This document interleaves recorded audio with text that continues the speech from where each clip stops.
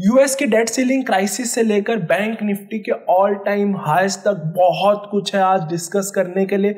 तो चलिए शुरू करते हैं। सबसे पहले देखते हैं कि यूएस मार्केट्स में क्या रहा है, क्योंकि उसी से काफ़ी हद तक डिफाइन होगा कि इंडिया में आज कैसे हाल रहने वाले हैं। सबसे पहले अगर हम यूएस मार्केट्स की बात करें तो यूएस मार्केट्स रही हैं ग्रीन में। हमारा S&P 500 बढ़ा है 0.3% एंड हमारा नैस्डैक बढ़ा है 0.6% के आसपास, बट दोनों ही एक बहुत ही टाइट रेंज में सिचुएटेड रहे हैं, जिसके कारण अगर हम देखें तो हमारी जो एशियन मार्केट्स हैं वो काफ़ी मिक्स्ड रही हैं। पर हमारा SGX निफ्टी एक अपवर्ड ओपनिंग दिखा रहा है। अगर हम देखें तो यूएस मार्केट्स में जो प्राइमरी चीज़ रही जिसके कारण एक थोड़ा अपलिफ्ट आया वो आया है हमारे टेक सेक्टर के कारण, क्योंकि लोगों को लग रहा है कि बेसिकली रेट हाइक्स जितने होने थे वो हो चुके हैं। और जो थोड़ा थोड़ा मूड अपलिफ्ट हुआ है वो हुआ है जो माइक्रोसॉफ्ट के अनाउंसमेंट आई है कि वो $69 बिलियन में बेसिकली ब्लिजर्ड एंटरटेनमेंट्स नाम की एक गेमिंग कंपनी है उसे एक्वायर कर रहा है एंड उसके लिए उसके अप्रूवल्स आ गए हैं। तो उससे मार्केट का मूड बहुत ही अच्छा रहा है यूएस में टेक सेक्टर के लिए। तो इंडिया में भी देखना बहुत इंटरेस्टिंग हो जाएगा कि इंडिया का टेक सेक्टर कैसा रहता है। पर सारी चीज़ें अच्छी नहीं आई हैं यूएस के लिए। सबसे मेजर बात जो है, जो सबसे ज़्यादा क्राइसिस वाली बात चल रही है यूएस में, वो चल रही है यूएस की डेट सीलिंग क्राइसिस। एंड ये चीज़ बढ़ती जा रही है अपने फिनोमिना में। जो यूएस के ट्रेजरी सेक्रेटरी हैं येलेन, उनकी स्टेटमेंट आई है, जैसे पहले मैं मेरी वीडियोस में बोल रहा था कि 15 जून तक हो सकता है वहाँ की गवर्नमेंट के पास पैसे ख़त्म हो जाए और वो अपने बॉन्ड्स पर डिफ़ॉल्ट कर दे। पर उनकी अब स्टेटमेंट आई है कि हो सकता है ये डेट 1 जून पे भी हो एंड हो सकता है 1 जून तक ही हमारे सारे पैसे ख़त्म हो जाए। एंड ये एक बहुत मैसिव बात हो सकती है कि अगर यूएस जैसी इतनी स्टेबल कंट्री ने अगर अपने बॉन्ड्स पर डिफ़ॉल्ट करा तो हम सब के लिए ही एक बहुत लॉन्ग लास्टिंग इफेक्ट्स हो सकते हैं, खासकर यूएस के लिए। अगर यूएस में अगर यूएस छींक मारेगा तो इंडिया को जुकाम ज़रूर होगा, क्योंकि FIIs इन्वेस्टर्स सारे हमारे मेजरली यूएस से सिचुएटेड हैं एंड यूएस से हमारे बहुत फंड्स आते हैं स्टॉक मार्केट में। तो यूएस की इस चीज़ पर हमारी निगरानी होनी बहुत ज़्यादा ज़रूरी है। तो अगर हम बात करें कि क्या हो रहा है बेसिकली यूएस में, अगर हमें थोड़ा सा देखना है तो हम इस चीज़ का अंदाज़ा इससे भी लगा सकते हैं कि जो शॉर्ट टर्म बॉन्ड्स हैं बेसिकली, जिन पर सबसे ज़्यादा खतरा है कि अगर यूएस डिफ़ॉल्ट करता है तो उनके जो बेसिकली रेट्स हैं वो काफ़ी ज़्यादा हाई हो चुके हैं, जो कहीं ना कहीं नर्वसनेस दिखाना स्टार्ट कर रहे हैं इन्वेस्टर्स के अंदर कि अब लोग काफ़ी नर्वस हैं कि शायद पहली बार यूएस हिस्ट्री में डिफ़ॉल्ट कर सकता है, जो कि बहुत ही ज़्यादा ख़राब सिचुएशन होने वाली है सबके लिए। तो एक बिल्कुल ही अनचार्टेड टेरिटरी में फंस जाएंगे हम, क्योंकि कभी ना तो यूएस ने ऐसी सिचुएशन देखी है जब यूएस ने डिफ़ॉल्ट करा अपने बॉन्ड्स पर, ना बाकी दुनिया में। तो किसी को नहीं पता कि मार्केट्स कितनी गिर सकती हैं, कितने डेविस्टेटिंग इफेक्ट्स हो सकते हैं इस चीज़ के। हालांकि सारी की सारी मार्केट अंदाज़ा यही लगा रही है कि इस चीज़ के इफ़ेक्ट्स हमें देखने को नहीं मिलेंगे, क्योंकि यूएस डिफ़ॉल्ट ही नहीं करेगा। बहुत मेजर चीज़ है, दोनों पार्टीज़ किसी ना किसी कंक्लूजन पर निकल आएंगी। बट अभी तक की जो भी डिस्कशन रही है वो बिल्कुल भी फ्रूटफुल नहीं रही है। बिडेन एक तरफ से कहते हैं कि प्रोग्रेस हो रही है, बट जो स्पीकर हैं उनके कांग्रेस के वो कहते हैं कि नहीं, कोई भी कॉन्वर्सेशंस में हमें तो दम नहीं लग रहा है। एंड इसके कारण मुझे नहीं लग रहा कि इसका सॉल्यूशन टाइम पे क्या पता निकल पाए। बेसिकली चांसेस बढ़ रहे हैं। पहले मैं कहता था 1% से भी कम चांस है, बट अब मैं कहूँगा कि 2 से 5% के बीच में इसके चांसेस मुझे लग रहे हैं कि अगर ये क्राइसिस सॉल्व होती भी है तब भी काफ़ी ज़्यादा दिक्कत रह सकती है। तो हम एक इंक्रीजिंग वॉलेटिलिटी देख सकते हैं कि बेशक एक क्राइसिस सॉल्व हो जाए बट मार्केट से काफ़ी वॉलेटाइल मूव्स दिखाए, मार्केट्स में डर बढ़े एंड जिसके कारण हमारे इंडिया में भी हमें पैनिक देखने को मिल सकता है। और ये पैनिक काफ़ी ज़्यादा एग्जैजरेट भी हो सकता है, क्योंकि अगर हम थोड़ा सा बात करें, अब हमारा बैंक निफ्टी है वो भी हमारा ऑल टाइम हाईस पर आने वाला है। तो जब मार्केट हाई लेवल्स पर होती है उस टाइम पे पैनिक सिचुएशन आती है तो ड्रॉप होने के चांसेस भी काफ़ी ज़्यादा बढ़ जाते हैं एंड एक सीवियर ड्रॉप होने के चांसेस बढ़ जाते हैं।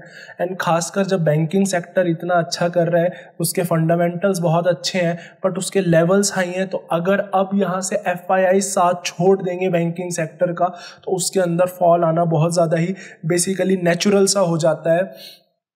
तो बेसिकली जो कुछ चीज़ें हैं जिस पे हमें ध्यान देना है अगर हम बात करें तो हमारे जो US की डेट सीलिंग क्राइसिस है, सबसे पहला तो ये है कि अगर ये क्राइसिस हमारी वेवर ऑफ हो जाती है, एटलीस्ट डिले हो जाती है 15 जून तक, तो 15 जून को बहुत मेजर एक टैक्स डे है US का, तो उससे उनके गवर्नमेंट के पास काफ़ी कैश का इन्फ्लोज आ सकता है, पैसे आ सकते हैं, जिससे हो सकता है ये मुसीबत थोड़े और टाइम के लिए आगे की तरफ धकेल दी जाए और हो सकता है हमें इस क्राइसिस का सामना ना करना पड़े।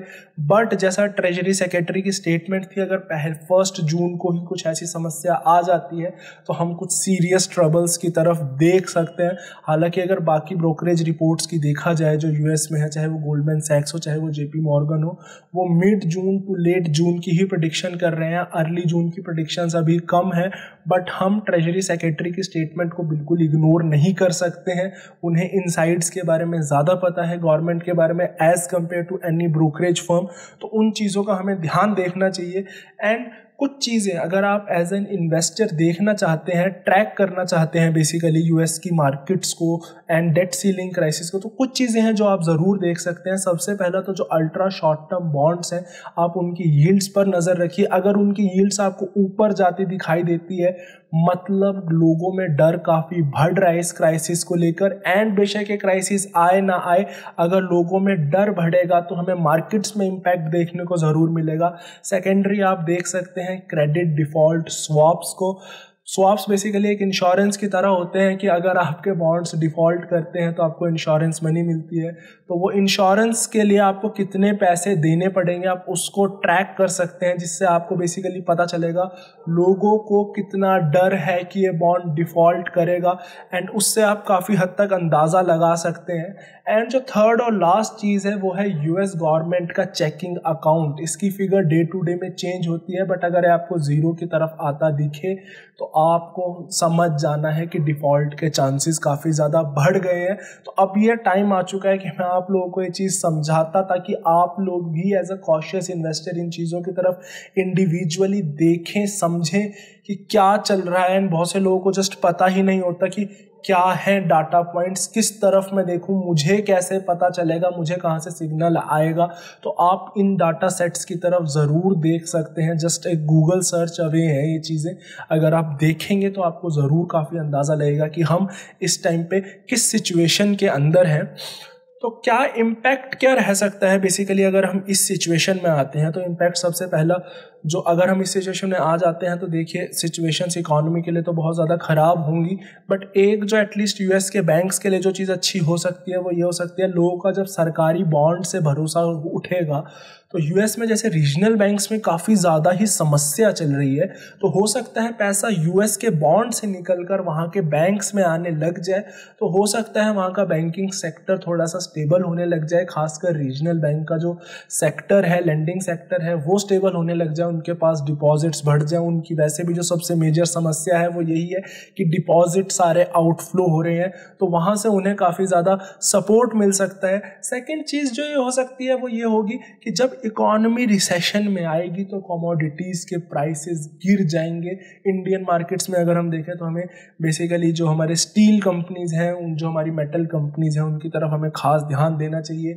जैसे इन्फ्लेशन बढ़ी इंडिया में US के अंदर, तो हमने देखा कि मेटल्स के प्राइजेस, कमोडिटीज़, बाकी जो भी थे ऑयल वगैरह, इन सब के प्राइजेस काफ़ी इंक्रीज़ हुए। बट अब अगर हम देखें तो चाहे वो मेटल्स हो चाहे वो ऑयल्स हो, इन सब के प्राइजेस हमें डिक्लाइन होते दिख रहे हैं। जब भी इकोनॉमी रिसेशन में जाएगी तो कमोडिटीज़ के प्राइसेस डिक्लाइन होंगे, तो हम एक ये एस्पेक्ट लगा सकते हैं, FD की तरफ मनी का इन्फ्लो आ सकता है, कमोडिटीज़ के प्राइस डिक्लाइन में जा सकते हैं, सबसे पहला ये। और इसके कुछ ना कुछ संकेत भी आने स्टार्ट हो गए हैं। अगर हम देखें यूएस मार्केट्स की तरफ तो जो डाटा आ रहा है वो आ रहा है कि उनके जो प्रोडक्शन लेवल्स हैं वो कम आ रहे हैं, जो बेसिकली आपको एक कहीं ना कहीं संकेत देते हैं कि शायद से हम किसी रिसेशन की तरफ बढ़ रहे हो यूएस के अंदर।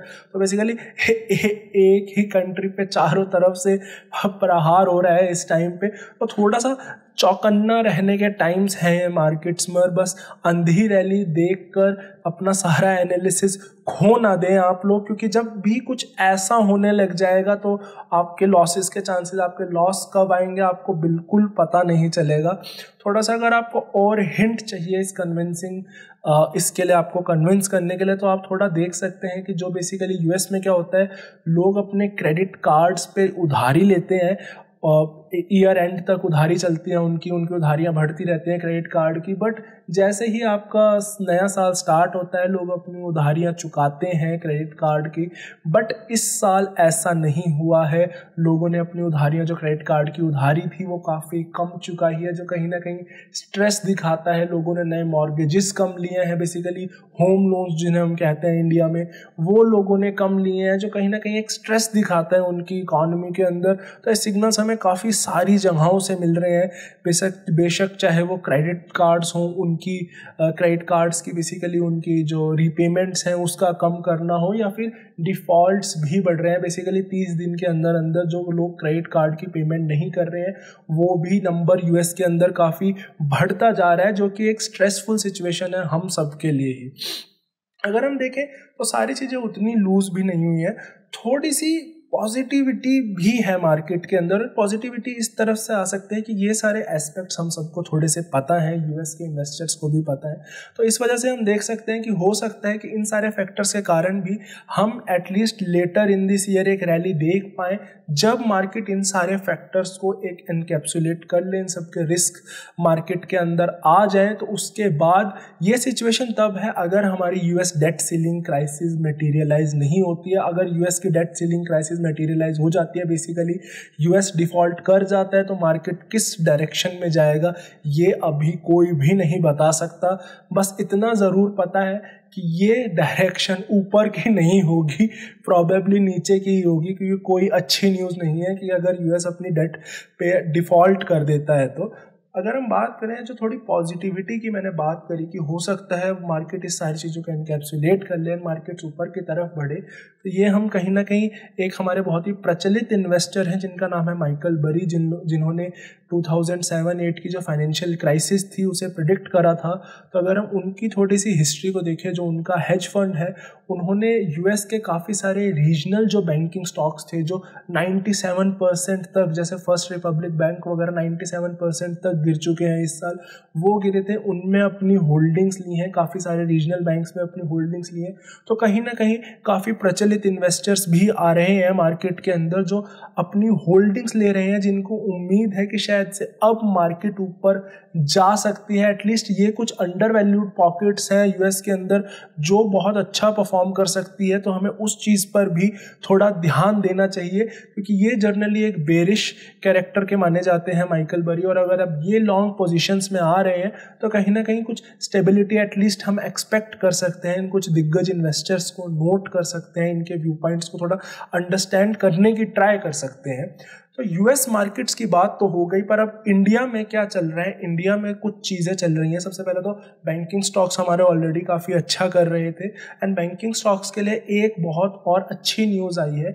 सो बेसिकली आरबीआई कहता है कि जो हमारे बैंकिंग्स हैं उनको, जो बेसिकली हमारे इकॉनमी के जो थोड़े से पिछड़े वर्ग हैं, या फिर जिनको एक क्रेडिट की या फिर जिनको उधारी की ज़्यादा ज़रूरत है, जिन्हें आसानी से लेंडिंग नहीं मिल पाती है, उनको आपको बेसिकली प्रायोरिटी सेक्टर लेंडिंग कहते हैं उसे, उनको आपको उधारी देनी पड़ेगी।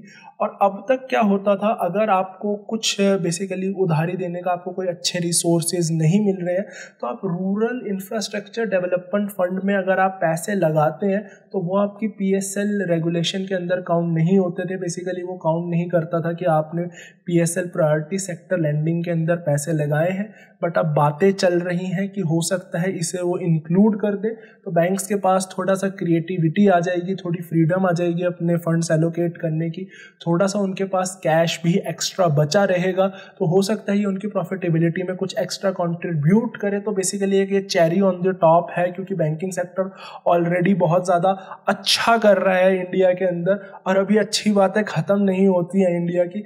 एक और सबसे अच्छी बहुत प्यारी बात यह है कि जो हमारा होलसेल इन्फ्लेशन डाटा है WPI, वो पहली बार नेगेटिव में आ गया है 2020 के बाद। बेसिकली प्राइसेस कॉन्ट्रैक्ट होने स्टार्ट हो गए हैं, और जब होलसेल प्राइसेस हमारे कॉन्ट्रैक्ट हो रहे हैं तो वो कंज्यूमर प्राइस इंडेक्स CPI में भी हमें दिखेगा। एंड CPI बेसिकली जो कंज्यूमर बेस्ड इन्फ्लेशन है वो भी हमें आने वाले कुछ महीनों में और कम होती दिख सकती है, जिसका सबसे मेन इम्पैक्ट पड़ने वाला है कि जो हमारा RBI है हो सकता है अब रेट फर्दर इंक्रीज ना करें। एंड अगर इंटरेस्ट रेट फर्दर इंक्रीज नहीं होते हैं तो वो इक्विटीज़ के लिए हमेशा ही एक बहुत अच्छी बात रहती है, बिकॉज रेट फर्दर इंक्रीज ना करने के बाद वो समय आता है जब रेट कट डाउन भी होंगे, एंड उस टाइम पे रैली बहुत अच्छी एक्सपेक्ट करी जा सकती है। बट इंडिया के लिए इंटरनली तो सब कुछ अच्छा चल रहा है, पर एक्सपोर्ट्स अच्छे नहीं चल रहे, जो कि हम समझ सकते हैं। जैसे कि हमने यूएस के बारे में बात चली, जब हम इतना इकोनॉमिक रिसेशंस की बात कर रहे हैं यूएस के अंदर, बाकी कंट्रीज़ के अंदर, तो हमारे एक्सपोर्ट्स अच्छे कैसे चल सकते हैं। तो एक बहुत शार्प डिक्लाइन देखा गया है अप्रैल मंथ के अंदर, 13% का डिक्लाइन देखा गया है पिछले साल के अप्रैल के मंथ से। जो हमने एक्सपोर्ट्स में देखा है, हम इम्पोर्ट भी कम कर रहे हैं, बट इम्पोर्ट कम करने का जो मेन रीज़न है वो ये है कि ऑयल प्राइसेस वगैरह का स्लिप ऑफ होना, पर एक्सपोर्ट कम होने का मेन कारण दो है। प्राइसेस का कम होना तो है ही कमोडिटीज़ में, बट मेन बात यह है कि जो हमारी ग्लोबल है, जो हमारी ग्लोबल कंट्रीज़ हैं, वहाँ से डिमांड ही कम आ रही है। अगर डिमांड कम आ रही है तो भाई हम बेचेंगे कैसे, तो ऑफ कोर्स ये बात है, हमारे एक्सपोर्ट कम होना तो जाहिर सी बात है। बट यहाँ पे कुछ होप ज़रूर है कि बेसिकली जो हमारे सर्विसेज हैं, सर्विसेज की अगर हम बात करें तो सर्विस सेक्टर के एक्सपोर्ट्स हमारे ठीक रहे हैं, तो मुझे स्टिल थोड़ी सी होप आती दिख रही है। अगर यूएस की सिचुएशन सुधरती है, हमारे सर्विस सेक्टर के एक्सपोर्ट्स अच्छे ही रहते हैं, तो बेसिकली आईटी सेक्टर को थोड़ा यहाँ से फ़ायदा मिल सकता है। मैं, जैसे आपको पता है कि आईटी सेक्टर में मैं थोड़ा इन्वेस्टेड हूँ। जैसे ही हमारा इन्फोसिस इतना ज़्यादा गिरा था तो मुझे लगता था एक ओवर करेक्शन आया है इन्फोसिस के अंदर, तो मैं इसलिए बहुत माइल्डली सही इन्फोसिस में इन्वेस्टेड ज़रूर हूँ।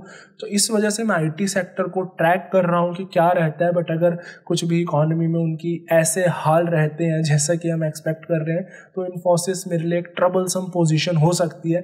ट्रबलसम पोजीशंस की बात करेंगे कि मेरा बहुत बड़ा नुकसान होते होते बचा है कल, तो वो चीज़ें भी रहती हैं, ये सारी चीज़ें भी। एक और अच्छी बात ये है इंडियन मार्केट्स के लिए, जो काफ़ी मुझे अच्छी लगी पढ़ के, कि जो बेसिकली एक वैल्यूएशन गैप होता है, जो बेसिकली एक डेवलप्ड मार्केट्स के अंदर और डेवलपिंग मार्केट्स के अंदर, वो धीरे धीरे मार्केट कम कर रही हैं। चाहे वो, क्योंकि डेवलपिंग मार्केट्स रिसेशन में आ रही हैं, डेवलपिंग मार्केट्स अच्छा कर रही हैं, तो वैल्यूएशन गैप कम हो रहा है। एंड ओवरऑल अगर देखा जाए तो जो हमारा निफ्टी है उसका जो हमारे वैल्यूएशंस रहते हैं वो अराउंड 20 रहते हैं, बट इस टाइम पे वो 18 पर चल रहे हैं PE रेशो बेसिकली। तो एक हम देखें तो थोड़े से स्लाइटली चीपर वैल्यूएशंस पर हैं हम इस टाइम पे, जो कि बहुत ही अच्छी बात है। तभी हम देखते हैं कि FIIs का फ्लो इतना अच्छा आ रहा है इंडिया के अंदर। बहुत से रीज़न है, खैर FII फ्लोज के मैंने एक सेपरेट वीडियो भी बना रखी है, उसके ऊपर मैं लिंक डाल दूंगा, आप चाहें तो देख सकते हैं उस बात को। बट मेन बात यह है कि FIIs का बेसिकली रुपी डिप्रिशिएट नहीं कर रहा है, जिसकी वजह से FIIs ज़्यादा कॉन्फिडेंट है इंडिया में पैसा लगाने के लिए कि भाई अब पैसा लगाएंगे तो एटलीस्ट उनके रिटर्न्स कम नहीं होंगे। एंड मोर ओवर रेट जो उनके कट्स होने थे, रेट कट्स के लिए भी अब उम्मीदें कम है। बेसिकली रेट जो बढ़ रहे थे उसकी उम्मीदें भी कम है कि रेट अब ज़्यादा नहीं बढ़ेंगे, तो इक्विटीज़ के लिए अच्छी चीज़ है। तो इसलिए इंडिया पर भी काफ़ी ज़्यादा पैसा आ रहा है। तो बात थोड़ी सी अर्निंग्स की भी कर लेते हैं। अगर हम थोड़ा सा निफ्टी के बारे में बात कर ही रहे हैं, थोड़ा सा लॉन्ग टर्म व्यू के अंदर, mid to long term view, तो बेसिकली अर्निंग्स काफ़ी अच्छी रही हैं। बट अर्निंग्स में अगर आपको थोड़ा सा इसे डीपली समझना है तो आप एक चीज़ देखिए कि अगर हम फाइनेंशियल सेक्टर्स के कारण जो हमारा निफ्टी है उसकी अर्निंग पॉजिटिव में गई है, मतलब अर्निंग्स बढ़ी हैं ऑलमोस्ट 10% के आसपास। बट अगर मैं एक बार फाइनेंशियल सेक्टर्स को हटा दूं तो हम देखेंगे कि जो निफ्टी है उसकी बेसिकली अर्निंग 0.1% से कम हुई है अगर हम पिछले फाइनेंशियल ईयर से कंपेयर करें तो जो कि थोड़ा सा एक ट्रबलसम सेक्टर है। बेसिक ट्रबलसम फैक्ट है कि भाई ओके फाइनेंशियल्स बहुत अच्छा कर रहे हैं, बट कहीं ना कहीं अगर हम ब्रॉडर पिक्चर को देखें तो हो सकता है शायद बाकी सेक्टर्स उतना अच्छा ना कर रहे हो। खासकर मेरे माइंड में दो सेक्टर आते हैं। सबसे पहला तो आईटी, उसके काफ़ी कंसर्न हम डिस्कस कर चुके हैं कि मेनली एक्सपोर्ट ओरिएंटेड सेक्टर है, सर्विसेज देता है बाकी कंपनीज को यूएस की, एंड खासकर बैंकिंग सेक्टर को, यूएस का बैंकिंग सेक्टर क्राइसिस में है तो आईटी कंपनीज बहुत ख़राब परफॉर्म कर रही हैं उस वजह से। एंड यूएस का अगर इकोनॉमिक स्लो डाउन है तो प्रोजेक्ट्स भी उन्हें कम मिल रहे हैं। सेकंड बात करें एफएमजीसी सेक्टर की, तो एक बार कोविड के बाद बहुत अच्छी बाइंग आई थी, लोगों ने सामान खरीदना स्टार्ट करा था, तो वो वेव एक बार निकल चुकी है। वैल्यूएशंस थोड़े हाई थे, एंड रूरल सेगमेंट से भी जो बेसिकली उनका ऑलमोस्ट 40% कंट्रीब्यूट करता है ऑलमोस्ट हर एफएमजीसी कंपनी का, वहाँ से भी कोई बहुत ज़्यादा अच्छी डिमांड नहीं आ रही है। एटलीस्ट अब मे बी इन फ्यूचर एक अच्छी डिमांड देखने को मिले, बट इन दो सेक्टर के कारण मुझे लगता है कि अर्निंग्स पे थोड़ा प्रेशर रहा है निफ्टी के। हालांकि स्टिल एज कम्पेयर टू अगर मैं एक साल पहले की बात करूं, मुझे वैल्यूएशन स्टिल निफ्टी 50 के बहुत ज़्यादा रीजनेबल लगते हैं, और मुझे स्टिल लगता है वैल्यूएशंस का काफ़ी ज़्यादा हद तक रोल इसमें हमारे फाइनेंशियल सेक्टर्स ही प्ले कर रहे हैं, चाहे वो वैल्यूएशंस का चीप होना हो और चाहे वो अर्निंग्स का बढ़ना हो। एंड खासकर वो 35% कंट्रीब्यूट करते हैं हमारे निफ्टी के अंदर, तो हमारा उन पे फाइनेंशियल सेक्टर्स पे इस टाइम पे नज़र होनी काफ़ी ज़्यादा ज़रूरी है, जब यूएस में भी उसी पॉइंट पे क्राइसिस चल रही है और इंडिया में भी हम देख पा रहे हैं कि जो मेन की रोल प्ले कर रहा है निफ्टी के अंदर वो फाइनेंशियल सेक्टर प्ले कर रहा है, तो उस चीज़ पे हमारी नज़रें ज़रूर होनी चाहिए। अगर हम बात करें थोड़ी सी लेवल्स के बारे में, थोड़ा सा लेवल्स अगर हमारे देख लिए जाए, तो सबसे पहले लेवल्स देखने से पहले हम थोड़ा सा देख लेते हैं कि जो हमारे एफआईआईज है और डीआईज है, कल दोनों ने ही बाय करा है, जो कि एक बहुत ही स्पेक्टेकुलर चीज़ है, कभी कभार ही मार्केट में देखने को मिलता है। हालांकि पिछले कुछ हफ्तों से हमने इसकी फ्रीक्वेंसी थोड़ी देखी है, और देखें भी क्यों ना भाई, मार्केट्स इतनी ज़्यादा ऊपर चल रही हैं तो उसकी फ्रीक्वेंसी थोड़ी बढ़ी है। कल एफआईआईज ने ऑलमोस्ट बेसिकली 1685 करोड़ की बाइंग करी है, और जो हमारे डीआईएस हैं उन्होंने भी ऑलमोस्ट 191 करोड़ की बाइंग करी है, जो कि दोनों ही तरफ से, दोनों ही फ्रंट से काफ़ी अच्छी बाइंग है। तो इसके कारण निफ्टी हमारा कल बहुत अच्छा गया है, ऑलमोस्ट 18,400 के लेवल के पास है हमारा निफ्टी। एंड अगर हम देखें तो निफ्टी में 18,400 पर पुट्स भी राइट हो चुके हैं बहुत ही हैवी क्वांटिटीज़ में, तो कहीं ना कहीं लोगों का भरोसा है। बट विक्स भी बढ़ा था, तो अभी उतना खुश होने की बात नहीं है, भरोसा है बट डर के साथ भरोसा है। ये ध्यान रखिएगा कि एक सेफ्टी वाला भरोसा नहीं है कि हाँ मैं 100% श्योर हूँ 18,400 के नीचे मार्केट नहीं जाएगी, और एक होता है कि हाँ मोस्ट प्रोबेबली 18,400 के नीचे मार्केट नहीं जाएगी। ये मोस्ट प्रोबेबली वाला सीन है, श्योरिटी वाला सीन नहीं है, एटलीस्ट मार्केट की नज़रों से। एंड बिलीव मी एक बहुत अच्छी चीज़ है, क्योंकि अगर मार्केट गिरती है तो बहुत ज़्यादा शार्प डाउनफॉल नहीं देखने को मिलेगा हमें उसके कारण। अगर प्रीमियम्स कम होते हैं एकदम से डाउनफॉल आता तो बहुत शार्प डाउनफॉल आता, एंड सबके पैसे डूबते, सिर्फ ऑप्शंस बायर या सेलर्स के नहीं, जो इक्विटीज़ में ट्रेड करते हैं उनके भी काफ़ी पैसे डूबते इसमें। अगर बैंक निफ्टी की बात करें तो बैंक निफ्टी बहुत बेसिकली बहुत ही अच्छी सिचुएशंस में है इस टाइम पे, ऑलमोस्ट ऑल टाइम हाइज पर है। 44,000 का जो लेवल है वहाँ पे पुट्स राइट हो चुके हैं बहुत ही भारी सिचुएशंस में। एंड बेसिकली 1 का पीसीआर रेशो है बैंकिंग का, तो इस टाइम पे पीसीआर रेशो में भी कोई गड़बड़ नहीं लग रही है। सपोर्ट्स भी अच्छे हैं, तो देखना बहुत इंटरेस्टिंग रहेगा कि बेसिकली क्या रहता है इस हमारे बैंकिंग उसके अंदर, क्योंकि ऑल टाइम हाइज के पास है एंड वहाँ से क्राइसिस आती हुई दिख रही है। तो आर या पार वाली सिचुएशन है इसके अंदर। मे भी प्रीमियम्स थोड़े कम होते तो put option and call option दोनों बाय करे जा सकते थे। इस सिचुएशन में बहुत आइडियल सी सिचुएशन हो जाती है, बट अभी प्रीमियम्स बढ़ रहे हैं तो थोड़ा देखना पड़ेगा कि मैं भी पर्सनली क्या करूँगा इसके अंदर। अगर बात करें मार्केट ओपनिंग की, तो जो हमारा SGX निफ्टी है वो एक पॉजिटिव ओपनिंग दिखा रहा है इस पॉइंट के पास। तो पॉजिटिव ओपनिंग आएगी तो सही, पर ये देखना बहुत ज़्यादा क्रूशियल रहेगा कि क्या है पॉजिटिव ओपनिंग सस्टेन हो पाती है, क्योंकि निफ्टी कल भी काफ़ी ज़्यादा बढ़ा है। तो एंड मेन बात है कि डिप नहीं आया है मार्केट के अंदर, एंड आज दोनों ही FIIs और DIIs ने बाई करा है। तो हो सकता है आज उनमें से कोई एक अपना रोल पकड़ ले, प्रॉबेबली DIIs अपना रोल पकड़ लेंगे एंड वो सेल करेंगे एंड प्रॉबेबली FIIs बाय करेंगे। एंड अगर सिमिलर ही सिचुएशन रहती है तो आज इंट्राडे में हम एक फॉल ज़रूर देख सकते हैं मार्केट के अंदर।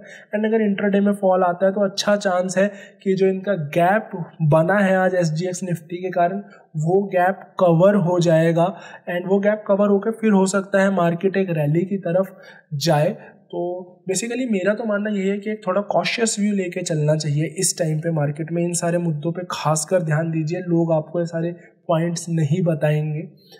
अगर थोड़ा सा मैं अपने बारे में बताऊं तो कल मैं थोड़ी समस्या में आ गया था। मैंने टाटा मोटर्स पे call options and put options दोनों सेल करे थे। बेसिकली एक रिजल्ट ओरिएंटेड ट्रेड लिया था मैंने, उसके अंदर हल्के से नेगेटिव बायस के साथ लिया था। तो टाटा मोटर्स का रिजल्ट बहुत अच्छा आया था, तो मार्केट्स ऊपर बढ़ गई थी, मार्केट्स निफ्टी भी ऊपर बढ़ रहा था, हमारे ऑटो स्टॉक्स भी ऊपर बढ़ रहे थे, एंड खासकर टाटा मोटर्स तो काफ़ी ज़्यादा ऊपर था। बट क्योंकि मुझे मेरी ट्रेड संभालनी आती है, मुझे मेरे ऑप्शंस के कॉन्सेप्ट्स क्लियर है, तो प्रीमियम्स ड्रॉप हो गए एंड मार्केट्स इतना ऊपर बढ़ने के कारण भी मैं ऑलमोस्ट टिल ब्रेक इवन पर निकल गया। मैंने को ज़्यादा लॉसेस नहीं देखने पड़े। मेरे को अब भी एक कन्विक्शन था इस ट्रेड में कि मार्केट एक दो दिन बाद डाउन में जा सकती है, बट मैं एक एक्स्ट्रा रिस्क नहीं लेना चाहता था।